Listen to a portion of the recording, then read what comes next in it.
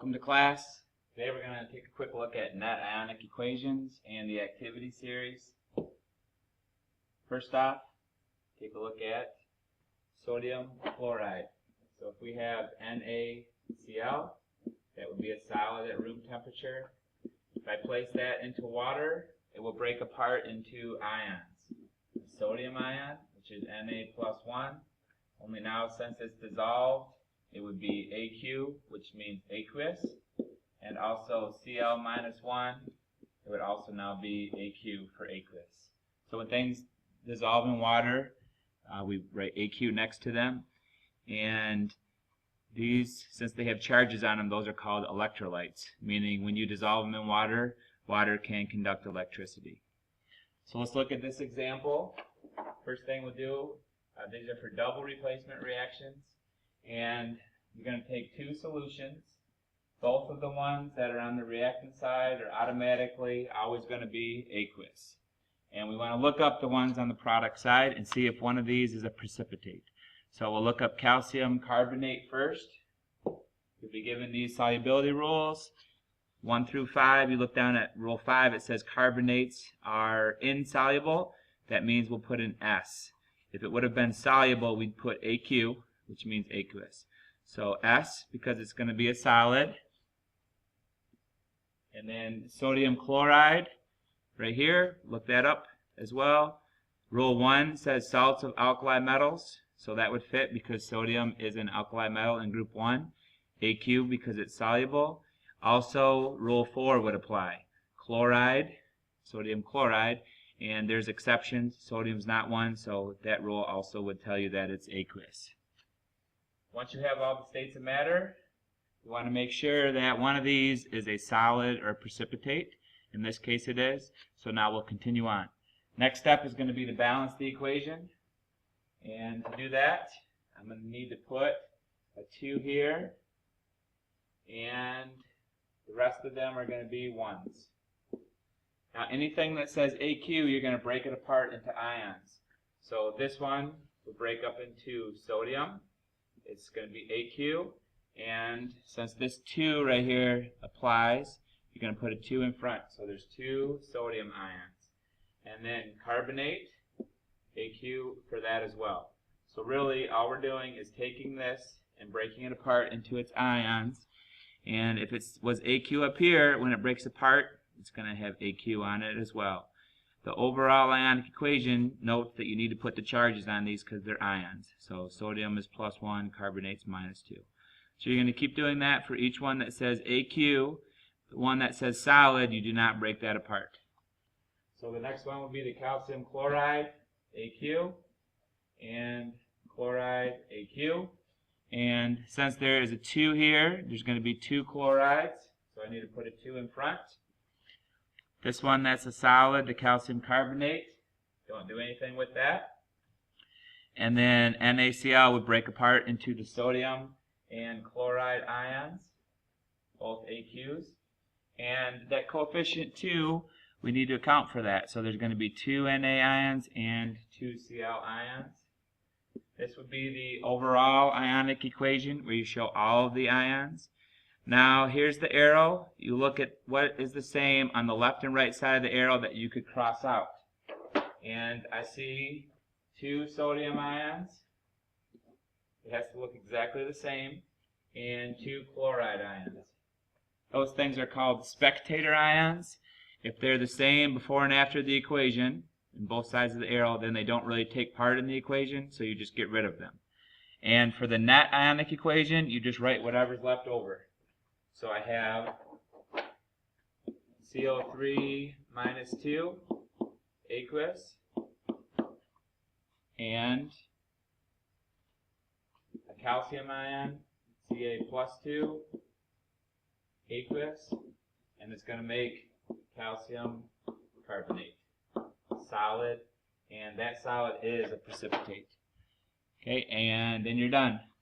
Notice if this one would have been aqueous as well, then you would have broke that apart and everything up here would cross out and there would be no reason to keep doing these last 2 steps.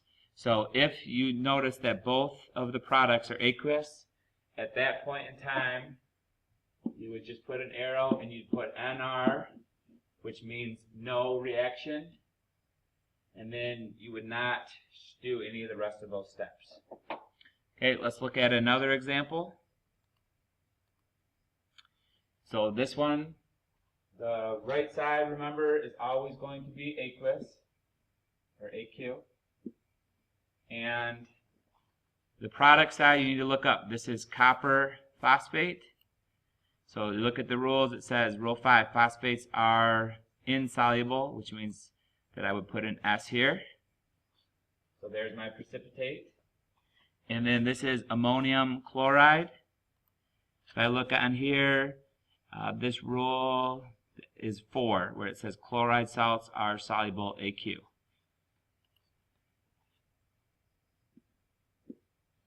Okay, then I need to balance it. Try this one. You can balance the polyatomics as one thing. So I have 1 copper here, 3 coppers there. I need a 3. Now I have 3 times 2 is 6 chlorides. Over here I would need to put a 6. I have 3 ammoniums, and over here I have 6 ammoniums.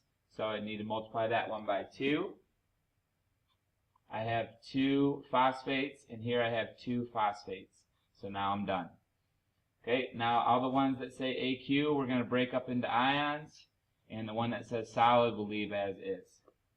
So the copper chloride would make these two would both be aqueous, and there are 3 of these copper ions, so I need to put a 3 in front of there. And there's 3 times 2 for the chloride ions, I would need to put a 6 right here. For ammonium, same thing. Ammonium and phosphate are both aqueous because they're dissolved in water.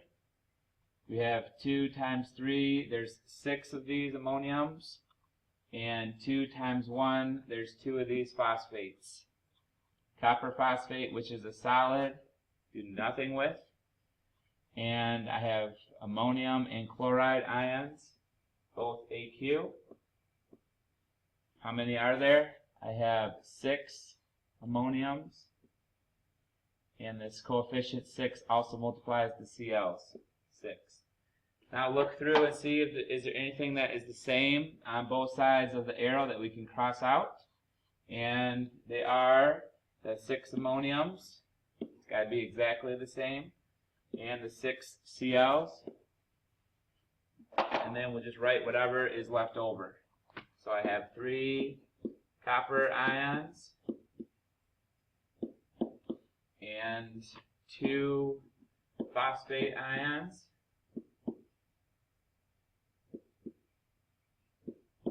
And it makes copper 2 phosphate. That's the solid, the precipitate. So for the overall ionic equation, anything that says AQ, I break it up into the ions. This one, break it apart into the 2 ions. The precipitate stays the same, and this one, aqueous, break it apart into those 2 ions. Cross out the spectator ions, which are the same on both sides of the arrow, and the net ionic equation, you just write whatever is left over. Okay, the next thing here is the activity series. This is for single replacement reactions. As an example, let's say that I have magnesium reacting with aluminum hydroxide. And in a single replacement reaction, you have 1 element and 1 compound. The element does the replacing. In this case, magnesium is going to replace aluminum because magnesium is a positive ion. It would replace aluminum. So now come over to the activity series and decide if it will happen or not. Lithium is the most reactive. Lithium would replace everything below it. Calcium is less reactive. Calcium will still replace everything below it, but it cannot replace anything that is higher up. So in this case, we want magnesium to replace the aluminum. Since it's higher up than aluminum, it will happen. We just finished this reaction as normal. So I have magnesium with the hydroxide, and then aluminum would be kicked out by itself, and then I would balance it with coefficients. 3, 2, 3, and 2. And there you have it. Okay, let's look at the next one. We have calcium bromide and sodium. So CaBr2 plus Na. In this case, the element sodium is going to replace calcium because sodium is a positive ion. Look on the activity series. Here is sodium, and it would need to be higher up than calcium, and it's not. So in this case, the reaction will not occur. We put Nr, which means no reaction, and we're done. And we'll go to this one, number 3, fluorine and potassium chloride. So I have F2 for fluorine and KCl for potassium chloride. Now fluorine is the element, and it's going to replace what it's like. So since fluorine is negative, make sure you replace the chlorine with it. And draw it over, see if it occurs. Now for the activity series, for the halogens or negative ions, you just use the periodic table. So remember, we want F to replace Cl. So the activity series is just the periodic table here. F will replace anything below it. Cl, same thing, but it will not replace fluorine because it's higher up. So F definitely will replace because it's higher up than anything else. So now we would have KF, and then kicked off by itself would be Cl. Make sure you put a 2 on that because of Brinkhoff, and then balance the whole equation. We put a 2 here, 2 here. Those would both be 1s, and there you have it. So that would be single replacement for the activity series. Got the feeling something right. I'm so scared.